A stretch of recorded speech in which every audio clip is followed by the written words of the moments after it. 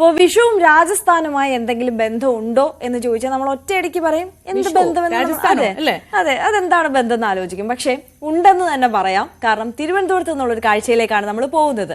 തലസ്ഥാനം കണികണ്ടുണരുന്ന പ്രതീക്ഷയുടെ കൃഷ്ണ വിഗ്രഹങ്ങൾ തയ്യാറാക്കുന്നത് രാജസ്ഥാനിൽ നിന്നുള്ള നാടോടികളാണ്.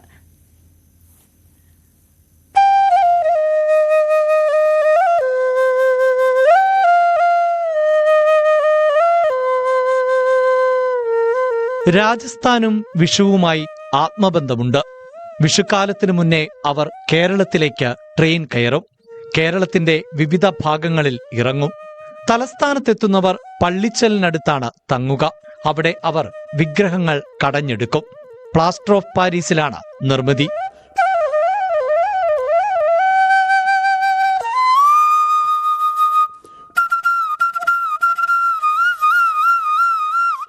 बहुत आदमी बहुत जगह अपना सब जगह ऐसे एरिया पे बहुत जने रहते हैं हमारे. കഴിഞ്ഞ ദിവസം മഴയിൽ പൂക്കൾ ഒരുപാട് കൊഴിഞ്ഞുപോയി. വിഷുവല്ലേ, പൂക്കാതിരിക്കാനാവില്ല എന്ന കവിത പോലെ ഇടയ്ക്ക് മഴ പെയ്തെങ്കിലും ഇക്കുറി കൊന്നകൾ പൂക്കളെയെല്ലാം മഴയ്ക്ക് വിട്ടുകൊടുത്തില്ല.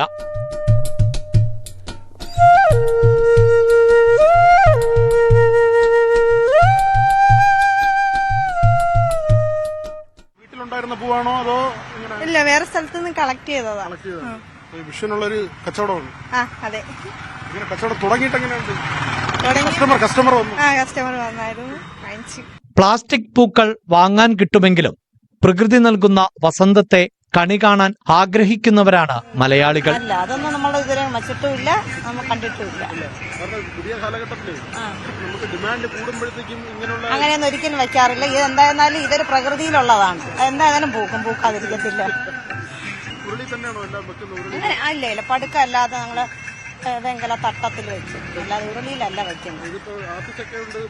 അതെ അതെ, ഇതുപോലെ തന്നെയാണ് ആത്തിച്ചക്ക. ഇനിയും ഇതിന്റെ കൂടെ നമ്മള് ഇതുണ്ടല്ലോ പൈനാപ്പിൾ കുറുത്തി, അതും കൂടെ ഒക്കെ വെക്കും.